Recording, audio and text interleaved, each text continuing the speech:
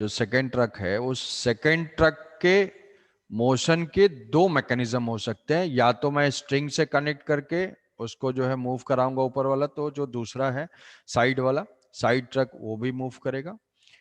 और वहां से कुछ पर्सन्स जंप करके आते हैं तो वो अपने साथ मोमेंटम लेके आते हैं। मान लो स्ट्रिंग से कनेक्टेड नहीं है, स्ट्रिंग से कनेक्टेड नहीं है, तो भी क्या होगा, वो पर्सन जंप करके आएंगे तो कुछ मोमेंटम लेके आएंगे, इस ट्रक को कुछ मोमेंटम मिल जाएगा और ये मूव करना स्टार्ट कर जाएगा।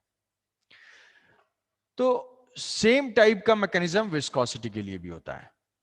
तो ये जो स्ट्रिंग्स हैं वो क्या है, मॉलिक्यूलर अट्रैक्शन। ये जो स्ट्रिंग्स हैं ये है मॉलिक्यूलर अट्रैक्शन,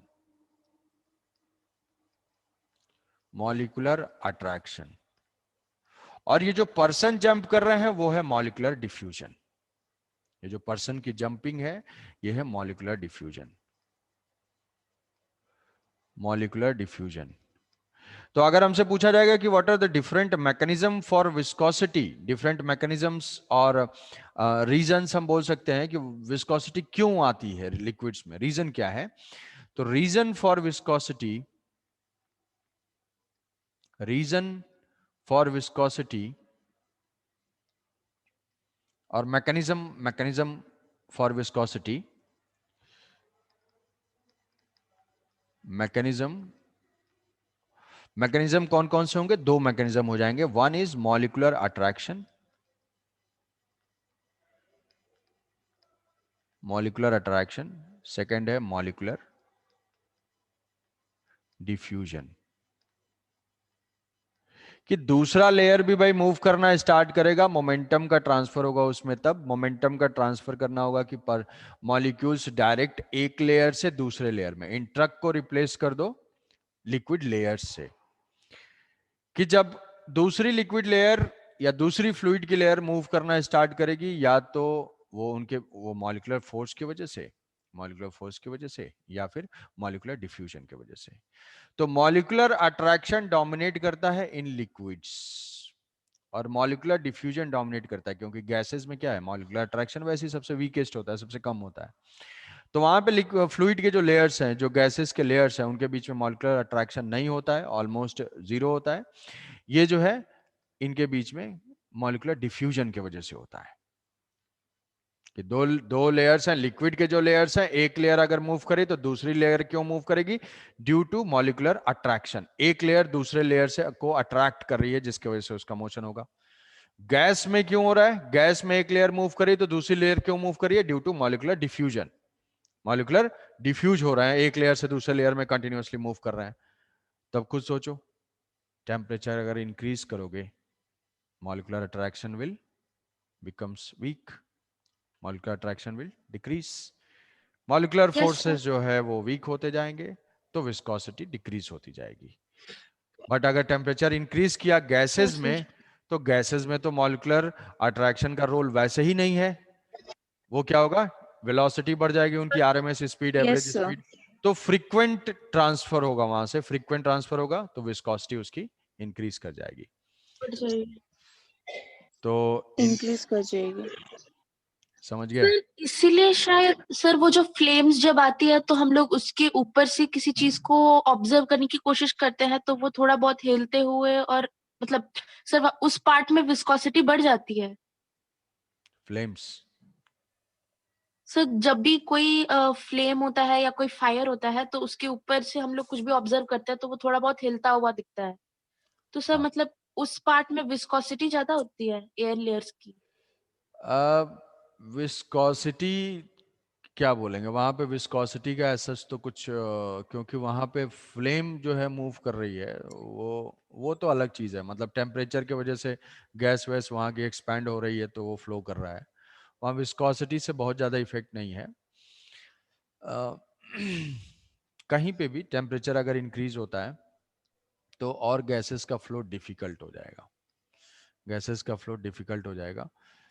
तो हम ऐसे बोल सकते हैं कि, तो ये बहुत ही इम्पॉर्टेंट एक रिजल्ट है, इम्पॉर्टेंट कंफ्यूजन है कि ऐसा होता क्यों है। तो उसका रीज़न ये है कि on increasing the temperature, viscosity, viscosity of liquid decreases and on increasing temperature viscosity of gas increases. बड़ा एबनॉर्मल सा बिहेवियर है, ठीक है। सो सबको जो इंट्यूटिव फीलिंग तुम्हें आई है वही सबको आती है। तो ये तो है हमारा मैकेनिज्म। सर गैसेस में जो विस्कोसिटी होता है उसका एनालाइज कैसे करेंगे? एनालाइज कैसे करेंगे? क्या एनालाइज करना है? Yes sir. एनालाइज मतलब क्या जैसे एनालाइज उसमें? लिक्विड में भी तो एग्जाम्पल कुछ है, विस्कोसिटी है, लेकिन गैस में इसका क्या एग्जाम्पल्स है? गैस में एग्जांपल्स क्या है यार, कि जैसे मान लो कि कोई पाइपलाइन है, पाइपलाइन में मान लो गैस सप्लाई हो रही है, सिटी गैस पाइपलाइन है। तो अगर गैसेस में विस्कोसिटी नहीं होती तो मैं एक बार फ्लो करा के छोड़ देता, गैसेस अपने आप फ्लो करते करते पहुंच जाती दूसरे पॉइंट पे। विस्कोसिटी के वजह से मतलब क्या हुआ, फ्रिक्शन है, फ्रिक्शन की वजह से एनर्जी लॉस है। तो मुझे कंटिन्यूअस एक पावर सप्लाई और एक प्रेशर डिफरेंस मेंटेन करके रखना पड़ रहा है, मेरी एनर्जी वेस्ट हो रही है। मान लो सिटी गैस पाइपलाइन है, तो जो भी स्टेशन होंगे वहां पे, जो डिस्ट्रीब्यूशन सेंटर्स होंगे वहां पे मुझे एक प्रेशर डिफरेंस मेंटेन करना पड़ेगा। क्यों? क्योंकि विस्कोसिटी की वजह से एनर्जी लॉस है। अगर ऐसा नहीं होता, लिक्विड गैस अपने आप फ्लो कर रही होती, तो एक बार मैं फ्लो करा देता वहां से, एक अपने आप फ्लो करते करते पहुंच जाती, मुझे एक्स्ट्रा एनर्जी की रिक्वायरमेंट नहीं होती। समझ रहे हो? तो विस्कोसिटी का यस मतलब है sir. Energy loss. Energy loss, इसीलिए हम क्या है बर्नौलीज में जीरो विस्कोसिटी मानते हैं, नो विस्कोसिटी। बट प्रैक्टिकली ऐसा एग्जिस्ट नहीं करता है, प्रैक्टिकली ऐसा एग्जिस्ट नहीं करता है। तो ठीक है, तो इसमें भी क्या है कि अपने न्यूटन, न्यूटन मतलब फिजिक्स, फिजिक्स मतलब न्यूटन। तो न्यूटन्स फार्मूला यहाँ पे भी है, हर जगह न्यूटन है, चाहे हीट हो चाहे लाइट हो, हर जगह है Newton. Newton's formula for viscosity. तो न्यूटन्स फार्मूला ये है कि सपोज कि कोई भी दो लिक्विड लेयर्स हैं, ये दो लिक्विड लेयर्स हैं, ये एक लिक्विड लेयर है और ये दूसरी लिक्विड लेयर है। थोड़ा 3D बनाने की कोशिश करता हूँ, है ना। इसमें भी कुछ पेंटर्स होंगे अपने, पेंटर्स, पेंटिंग वाले हैं इसमें? कुछ नहीं है, बोलेंगे नहीं पेंटिंग वाले। तो पेंटिंग वाले कुछ ड्रॉ करते होंगे ऐसे आइसोमेट्रिक ड्राइंग। सर न्यूटन ही ऐसा फॉर्मूला दे के गए हैं या सर हम लोग उसका एप्लीकेशन डिराइव करके निकालते हैं फॉर्मूला? अबे न्यूटन ही दे के गए हैं, ऐसे थोड़ी कि अब कोई दूसरा दिया उसको न्यूटन बोल दिया जाएगा। तो कहो कैसे पता सर चल? वो तो फिजिक्स का कोई फील्ड छोड़े नहीं है, सब में हाँ तो उनका। हाँ, और क्या। तुम अभी अभी सर तुम फिजिक्स के पागल थे। हैं? ठीक है। ये जो पागल वी, इस लिक्विड लेयर की जो वेलोसिटी है वो है v, और टॉप वाले लिक्विड लेयर की जो वेलोसिटी है वो है डेल्टा v, और ये दोनों लिक्विड लेयर्स के बीच की जो सेपरेशन है वो है डेल्टा z। डेल्टा z मतलब लिक्विड के लेयर में वेलोसिटी चेंज हो रही है ना। जैसे मान लो ये बोट है, ये बोट है, और ये लेक, लेक है, ये लेक का जो है बॉटम है, बेड है, और यहाँ से अगर बोट को हम कोई वेलोसिटी देते हैं मान लो 10 मीटर पर सेकेंड, तो जो लिक्विड इसके कांटेक्ट में है, जो लिक्विड इसके कांटेक्ट में है वो तो उसी वेलोसिटी से जाएगा। तो टॉप वाले सरफेस की वेलोसिटी ये है, बट धीरे धीरे जैसे जैसे नीचे जाएगी वो वेलोसिटी क्या होगा, कम होते होते होते जो बॉटम के कांटेक्ट में होगा उसकी वेलोसिटी जीरो होगी। तो हम ऐसे बोल सकते हैं कि ऐसे वेलोसिटी का चेंज होता है, कैसे? हाइट के साथ, हाइट के साथ, डिस्टेंस के साथ। तो इसको बोलते हैं वेलोसिटी प्रोफाइल, वेलोसिटी प्रोफाइल। तो वेलोसिटी का ऐसे वेरिएशन होता है, वेलोसिटी चेंज होती रहेगी अलग अलग। तो वैसे ही मैंने मान लिया कि दो लिक्विड लेयर्स का गैप है डेल्टा जेड, और उनके वेलोसिटी में कुछ चेंज है, v plus delta V, delta V is the change. तो जो विस्कस फोर्स है, अच्छा इनका जो कांटेक्ट एरिया है, कांटेक्ट एरिया, ये दोनों का जो कांटेक्ट एरिया है वो है A. A is capital, A is area of contact, area of contact. तो जो विस्कस फोर्स है और ड्रैग फोर्स है, this viscous force is directly proportional to delta v by delta z, and this is directly proportional to contact area.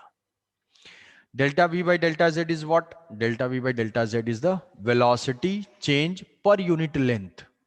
मतलब ये मान लो कि 0.5 metre है, ये 10 मीटर का चेंज होगा, 10 मीटर पर सेकेंड, तो 10 डिवाइडेड बाई 0.5. तो इस चीज को हम बोलते हैं वेलोसिटी ग्रेडियंट. Velocity gradient. तो ग्रेडियंट वर्ड का मतलब क्या होता है? Variation with respect to distance. Distance के साथ कोई भी वेरिएशन अगर होता है तो उसको हम बोल देते हैं velocity gradient.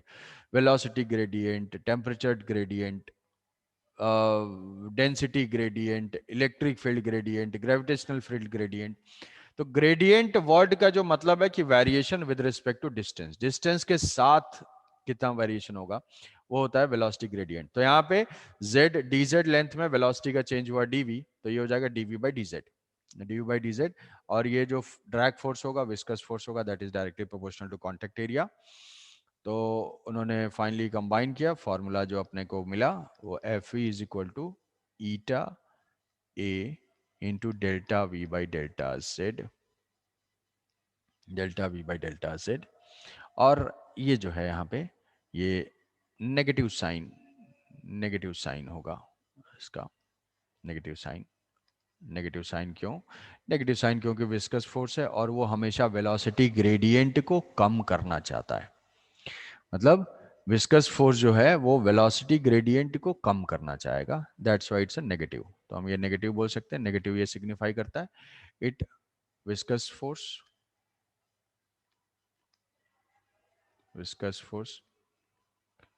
decreases the velocity gradient. Velocity gradient decrease करने का मतलब क्या है? कि कोई वेलोसिटी के साथ डिफरेंस ही ना हो. डिक्रीज करने का मतलब क्या है? कि नो डिफरेंस. वेलोसिटी मतलब दोनों लेयर साथ साथ मूव करें. तो फ्रिक्शन की तो यही टेंडेंसी होती है कि चाहता है कि कोई रिलेटिव मोशन ना हो, ना आगे ना पीछे, साथ साथ. तो वही चीज है कि विस्कस फोर्स नेगेटिव क्या सिग्निफाई करता है? नेगेटिव ये सिग्निफाई करता है कि it is opposite to the velocity gradient. Velocity gradient या it wants to decrease the velocity gradient. तो चाहे तो हम ऐसे लिख सकते हैं और ये हो जाएगा eta A into delta V by delta Z. Eta is called coefficient of viscosity.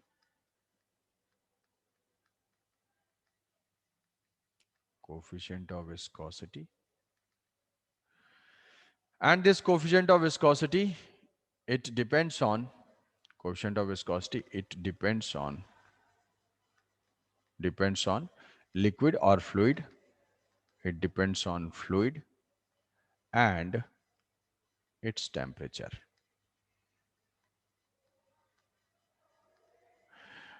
जिसकी कोफिशिएंट ऑफ विस्कोसिटी ज्यादा है, जिसकी कोफिशिएंट ऑफ विस्कोसिटी ज्यादा है उसका जो है वो ज्यादा थिक लिक्विड है, उसमें ज्यादा विस्कस फोर्स है. जिसकी कोफिशिएंट ऑफ विस्कोसिटी कम है उसमें जो है कम विस्कस फोर्स है.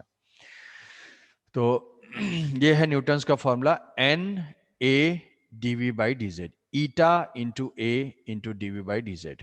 Contact area, coefficient of viscosity and d v by D Z.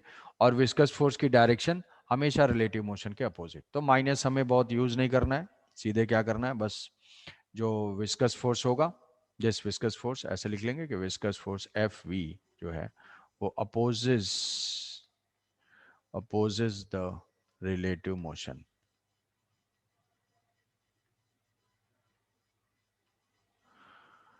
Opposite the relative motion. Negative sign यही सिग्निफाई करता है. तो ये है अपना Newton's formula n a into d by D z. जैसे फॉर एग्जाम्पल सिंपल एप्लीकेशन एक कि फॉर्मूला से थोड़ा सा अगर अनकंफर्टेबल फील हो रहा है तो अभी जो है थोड़ा समझ में आ जाएगा.